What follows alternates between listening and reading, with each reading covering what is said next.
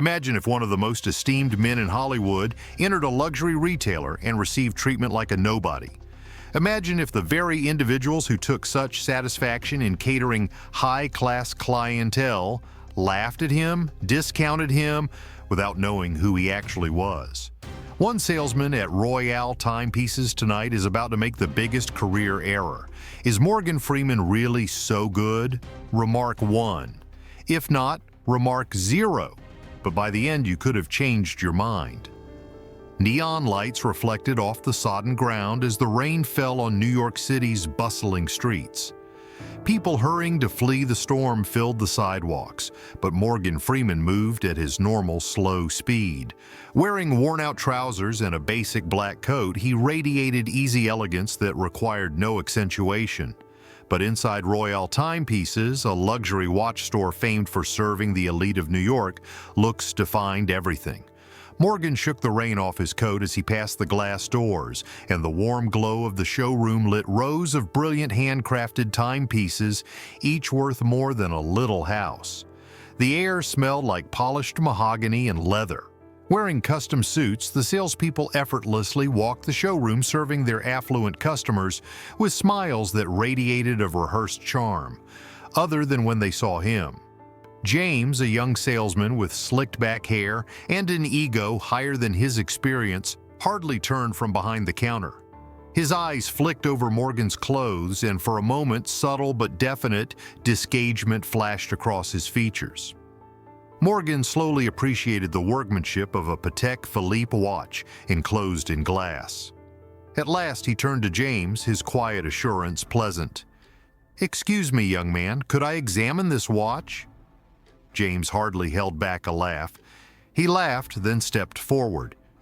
"That one?" He paid no attention to covering the smile that kept playing on his lips.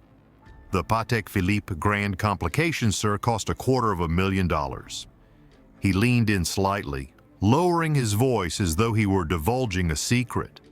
"I suppose you could be searching for something more reasonably priced." Two couples watching from close by exchanged looks. A few more clients gently turned their heads, knowing something was wrong. Morgan only gave a simple smile.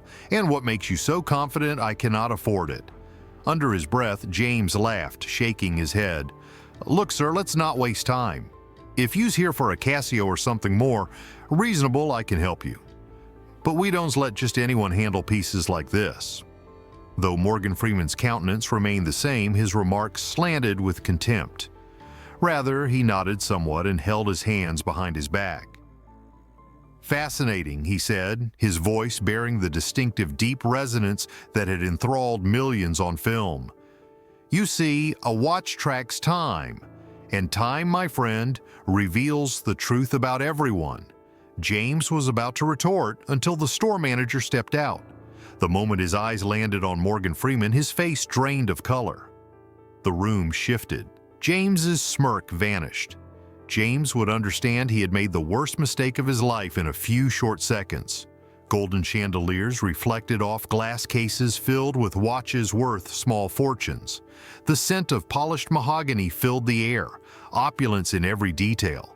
It was the sort of environment where riches was expected rather than merely presumed. And this is why Morgan Freeman stood out, not because he sought attention, but rather because he didn't. When he strolled in wearing a basic black coat, faded pants, and an old wool cap. That evening, the customers of the store were corporate moguls, high-end fashion executives, socialites, all dressed in fashionable clothes. Their laughter light and practiced as they sipped complimentary champagne while debating investment pieces. But the intensity changed gently when Morgan entered the showroom. Though they faltered, conversations did not stop totally. Some people peered quickly at the elderly man who had just arrived, their expressions ranging from curiosity to total mistrust. The sales crew observed as well, but they paused instead of approaching him with the same enthusiasm they displayed other visitors.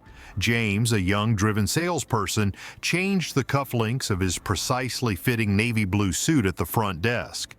He had developed a reputation at Royale Timepieces for being selective, a salesman limited to serious buyers, and in his eyes, Morgan Freeman did not appear like one. James sighed, looked at his colleague Ethan, then murmured under his breath, "Some people just don't belong here." Ethan movers uneasily but said nothing. James was wrong, he knew, but this was not the first he had seen him treat a customer this way. With the arrogance of someone who had never questioned his own judgment, James barely acknowledged the man before him, unaware of the mistake he was making. Unaware of, or perhaps choosing to ignore, the whispers around him, Morgan sloppily perused the display cases. Deep brown eyes full of subdued inquiry stayed on a certain clock at the far end of the store, Patek Philippe Grand Complications, distinguished for unmatched workmanship. Among the most rare timepieces available worldwide, it was a masterwork. Approaching it closer to appreciate its design's accuracy, he then spoke at last. "Excuse me, young man," Morgan said, his voice calm and consistent, a voice that had carried viewers through history, narrated innumerable movies, and connected across generations. "Could I have a look at this watch?" James hardly noticed him at first since he had been surfing his phone behind the counter. But when he looked up, his eyes flicked with barely veiled delight. James said, "That one?" coming forward as though he had misheard. He laughed slightly, shook his head, crossed his arms across his chest. "Sir, that's a Patek Philippe Grand Complications. It's valued over $250,000. I'm not sure it's what you're looking for." A woman in an elegant black gown who lived close raised an eyebrow at James' tone. Another man sporting a Rolex glanced at Morgan, feeling the insult buried in James' comments. But Morgan? He showed no change. He nodded and, with the patience of a man who has seen the world in all its forms, said, "I understand. But if you wouldn't mind, I would still want to have a closer look." James let out a strong breath that made it abundantly evident this was inconvenient. Turning to Ethan, he murmured under his breath, "Seriously?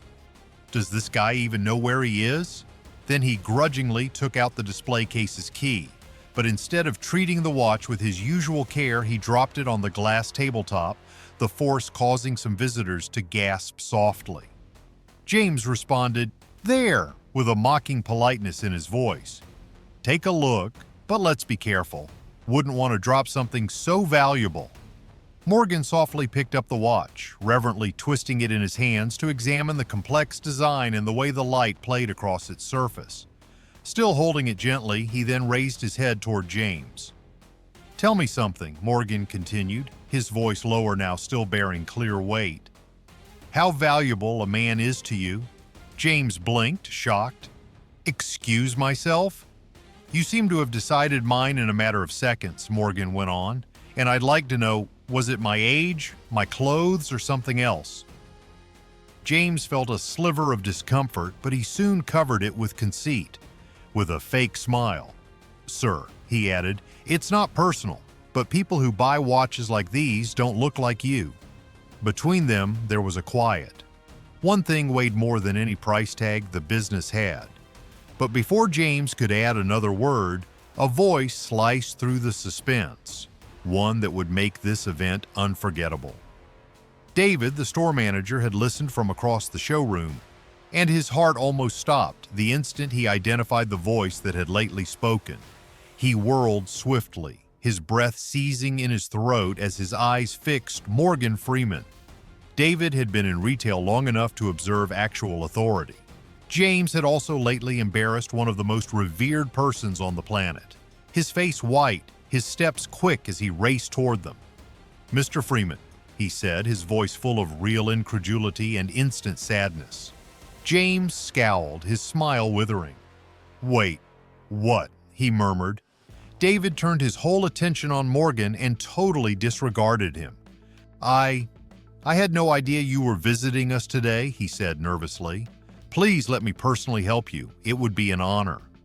The change in energy came right away. Other patrons started whispering, awareness shining on their features. Workers froze, then realized just how poorly James had underestimated. James, meantime, felt his stomach turn around.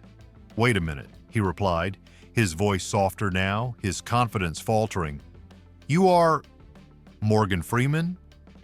Morgan laughed a little, his face unreadable. "That's what they tell me," he said. James's face turned ashen, his error at last sinking in weight. He was unaware, meantime, that the actual lecture had not yet started. Since Morgan Freeman was not here seeking retribution, here he was to impart something far more worthwhile. And what happened next would ensure James never overlooked this lesson over his lifetime. The hall had transformed. James had been in charge just minutes ago, deciding who deserved attention and who wasn't. Now, though, the power dynamic had changed totally. With awareness, the air within Royale timepieces seemed thicker, heavier. Once bored, the other clients now watched with great attention. The salespeople who had secretly approved of James's actions froze. Some showed anxious expressions while others adjusted displays to evade eye contact. Once full of haughtiness, James now remained still, his posture now one of discomfort rather than superiority. The manager, David, cleared his throat and furiously tried to turn things around. "Mr. Freeman," he continued, his voice softer now, trying to undo the earlier insult. "Please let me personally help you. Anything in the store, any model you want, our entire collection is at your hands." Morgan bent his head slightly to study the figure before him. He said, "That's very kind of you," softly.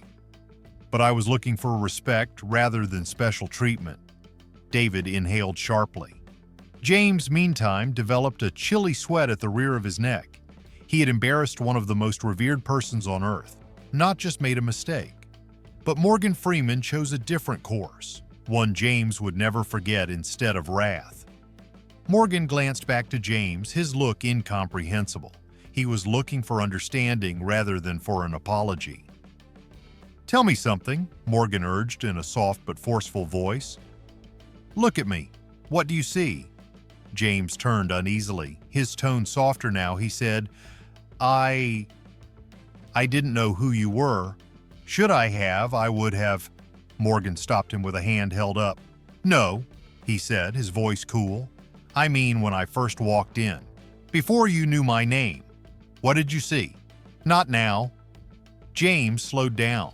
His typical confidence vanished. Every set of eyes on him, poised for his response, he could sense. I thought you were only some guy off the street," he said. "Someone who did not belong here." Morgan nodded gently as though weighing the words. "And what made you decide that?" he asked. James massaged the back of his neck. His throat was dry. "Your clothes," he said in a whisper. "Your look. You didn't seem like the kind of person that shops here." Morgan inhaled slowly, eyes ablaze with something far more potent than disappointment. Understanding. "And that's the problem, isn't it?" he replied. James raised an uncertain glance up. "The problem?" he asked once more. Morgan waved to the store surrounding them. The well-chosen luxury, the polished displays. "You have been taught that money looks a certain way," Morgan said. "That success looks a certain way. And because of that, you assume that everyone who doesn't fit your expectations doesn't deserve to be here." The face of James burned with guilt. But Morgan wasn't finished. This lesson was for everyone in that shop, not only for James. Morgan moved slightly and now spoke for the whole room, his rich, powerful voice floating across the showroom floor. "I want everyone to consider something," he advised. "How many times have you assessed someone based on what they wear, what they drive, how they look?" There was silence in the room. Previously eyebrow-raising at James's disdain, the black-gowned woman now gazed down, lost in contemplation. One man in a Rolex examined his own custom-tailored suit with fresh alertness. Even James' colleague Ethan moved uneasily, as though he knew he had participated in standing by. "We live in a society whereby people believe value is determined by price tags," Morgan said, "where a man in a suit gets respect and a man in a worn jacket is ignored." He moved his head back toward James. "But let me ask you something, young man," Morgan stated with unflinching voice. "Would you have handled me differently if I had walked in sporting a $5,000 suit?" James' lips opened, but he said nothing, as the truth was indisputable. Then, in an instant that stunned everyone, Morgan did something nobody would have predicted. Morgan reached into his coat pocket and removed a basic, well-used watch. It was not a luxury brand. It was not expensive. It was old, but it was his. Holding it up, Morgan added, "This watch has been with me for years. It doesn't cost thousands of dollars, but it has measured the most significant events of my life." He set it softly on the counter. "And do you know what it has taught me?" he said. James gave a slow head shake. Morgan gave a grin. "That time doesn't care about your wealth. It doesn't clothes. It doesn't car you drive." He moved nearer, lowering his voice just enough for James to catch the following words. "Neither should you." James sensed something change inside him, a realization so deep it caused his chest discomfort. And James, at that same instant, realized what actual value was. Morgan's remarks carried weight that settled into the quiet. James inhaled slowly, staring at Morgan. Not as a superstar, not as a consumer he had turned off, but rather as a man who had just handed him the most crucial lesson of his life. James said, I was wrong," his voice softer now but honest, "and I apologize." Morgan nodded after a brief study of him. "Good," he answered, "because now you have a choice. You can either repeat this or learn from this." James stared, then nodded at last. "I want to learn." Morgan's lips opened to a gentle smile. "Then you are already headed in the correct direction." Morgan turned back to the store manager, David. "I think I have seen everything I need to see," Morgan answered, "but I appreciate the offer to assist me." David's face dropped as he realized their least of concerns was the loss of a transaction. Before Morgan turned away, though, he acted unexpectedly. He nodded after turning back to the counter and peered at the Patek Philippe Grand complications. "I'll take it," he responded simply. James opened his eyes widely. Just scarcely able to believe it, he questioned, You still want to buy the watch?" Morgan sighed gently.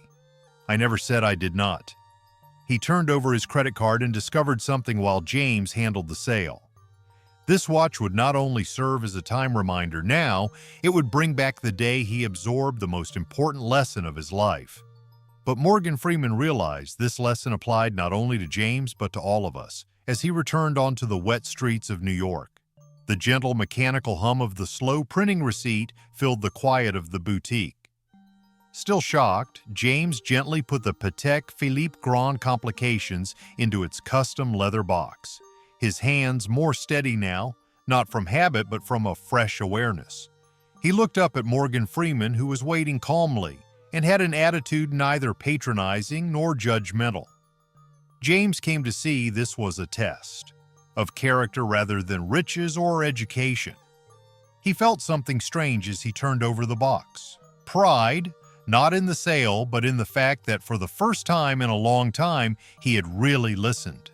James answered, "Thank you, sir," his voice now sincere rather than forced or condescending. Morgan nodded as he accepted the item, then with his usual cool head, set a $500 tip on the counter. James's eyes got bigger. He hesitated, shook his head. I don't deserve that." Morgan laughed quietly. "Then don't see it as a tip," he replied. "See it as an investment in who you decide to be from this moment on." James gave a strong swallow. He felt small for the first time in years, not in a way that denigrated him, but rather in a way that helped him to recognize just how much room he had to develop. But Morgan Freeman's lesson would not stay inside Royale timepieces. It was going to cover far more than anyone had anticipated. Morgan turned to go and he passed Ethan, who had been silent all through the conversation. Ethan caught his glance. Guilt fluttered over his features. "Sir," Ethan replied warily as he moved forward. "I should have said something earlier. I saw what was happening and I just stood there." Morgan watched him for a moment, then gave a knowing smile. "We all have a moment when we decide who we are," he added somewhat succinctly. "Looks like yours just arrived." Ethan nodded gently, knowing those words carried weight. Leaving behind a store that no longer felt quite as elite as it once did, Morgan ventured out into the wet streets of New York. David, the store manager, turned to James inside and his look was incomprehensible. David exclaimed, his voice taut with barely controlled frustration, "You nearly lost the biggest sale of the year." James tuned himself for a scolding. David sighed, then though. "And worse than that," he said, "you nearly lost something much more valuable." James inhaled. "I know," he remarked.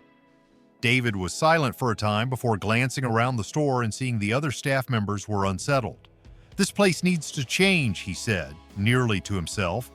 James nods. "I think it starts with us."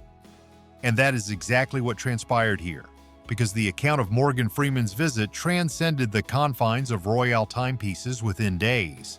Ethan put the security footage on social media the following morning. He omitted mentioning the store, but the message was really obvious. A lesson in humility from the one and only Morgan Freeman. Respect is about how you treat people when you think no one is watching. The video burst on the internet. Notes of comments came in. Morgan Freeman was the only one behaving like a gentleman, even though he could have bought the whole store. This is the reason real wealth has nothing to do with money. That salesman simply got humbled in the most beautiful manner. As always, Morgan Freeman is imparting life lessons. Perfect legend. Journalists, bloggers, and celebrities grabbed up the narrative. News sources penned headlines such as "Silent Lesson in Humility" by Morgan Freeman goes viral. The day a luxury boutique misjudged a Hollywood legend. Morgan Freeman proves respect is the true measure of a person. Calls and emails inundated Royale timepieces 48 hours later. Certain patrons terminated their accounts, and that the store publicly addressed the problem. James, who had spent years basking in his excellence as the best salesman, now found himself the face of a warning story. James, however, did something no one would have imagined rather than trying to defend his behavior or deny it. He assumed full responsibility and so altered the course of his own life. James understood he could not undo what had happened, but he was able to own it. Ethan helped him upload a public apology he taped the following day online. "I judged a man by his appearance. I made assumptions that I had no right to make, and I was wrong. Not just because he turned out to be Morgan Freeman, but also since none, famous or not, should ever be treated the way I treated him." Though many were startled by the apology, his voice was clearly sincere. Rather than criticism, he got letters from others who had once been in his position, salespeople, waiters, customer service agents who acknowledged they too had misjudged people based on appearances. And James knew then that Morgan Freeman had not only imparted knowledge, but also insight. He had assigned him fresh goals. Within weeks, Royale timepieces instituted required courses on consumer service ethics and unconscious bias. The manager, David, personally made sure each staff member realized that basic human decency should never be sacrificed in order to be exclusive. Regarding James, also he applied the knowledge far beyond what others would have imagined. 2 months later, James left Royale timepieces, not because he was let go, not under guilt, but since he discovered a different calling. He founded a nonprofit company aimed at guiding young professionals on the value of integrity, humility, and human connection in the corporate world. Also, on the day he started his project, he got a letter, based on Morgan Freeman. Inside was a basic handwritten note. "Time reveals everything things, and it seems you decided to be someone worth remembering, young man. Proud of you." Together with it, the same $500 note Morgan left on the counter that evening. James laughed and shook his head incredulately. Since he at last got it, Morgan Freeman never handed out prizes. He taught classes. And the toughest lesson of all, the one currency that never loses worth, is respect. And ultimately, that was worth more than any watch available worldwide. That evening at Royale timepieces transcended mere watch value. It related to our perceptions of others, how we criticize them too rapidly, and then sometimes a single moment might be the turning point in someone's life. Respect should never be contingent on anything. And dignity, you carry it. It is not something you seek for. Tell us in the comments whether you agree respect is worth more than money. Moreover, keep in mind, The true measure of a person is what's in their heart, not what's on their wrist. As Morgan Freeman left into the rain-soaked streets of New York, Royale Timepiece's doors closed gradually behind him. Unaware that something had just altered permanently inside that boutique, the neon reflections danced on the sidewalk, the city alive. James stayed steady behind him, seeing the man he had once discounted go away, not as a lost sale, but rather as the man who had given him another opportunity. Nor was it only James. Each client, every staff member, including the store manager, felt the weight of what had happened. Their presumptions, their assessments, the quiet reality Morgan had left behind, all of it hung in the air like an echo that would not fade. Morgan Freeman had not spoken out. He had not insisted on an apology. He had just raised a mirror and let the reality handle things. The ripples of that night spread much beyond the shop during the following few weeks. The video of Morgan's meeting went viral not because of fury, not because of indignation, but rather because of the pure, quiet power of dignity. People related their personal tales of misjudgment and atonement. Others talked about times they had neglected to treat someone with dignity and about how they wished they could have gone back and done it differently. Then there were individuals like James who had decided to change for this reason. Respect is like that. It costs nothing yet has the ability to change everything. Morgan Freeman paid more than simply for a watch that evening. He acquired a lesson ready to use, not for money either, not in line with status, but with the unquestionable fact that respect is something to be offered freely, to everyone, regardless of appearance, income, or reputation. It is not something to be gained. As in the end, the real value of a person is not in what they wear, what they own, or what they look like, but in how they treat others when they think none is watching. This narrative reminds us of an indisputable fact. Socioeconomic level, appearance, or income should never define respect. Morgan Freeman held back on speaking. He made no demand for an apology. He merely raised a mirror to let the truth speak for itself. And that reality? Respect is a right for all. It is not a privilege of the rich. Judging people by their appearance merely exposes our own failings. Kindness is the only money that never loses value. Ask yourself then the next time you find yourself in a moment of doubt, do I want to be like Richard Hayes? Alternatively, do I want to be like Morgan Freeman? Since ultimately our treatment of others is the best mirror of our own character,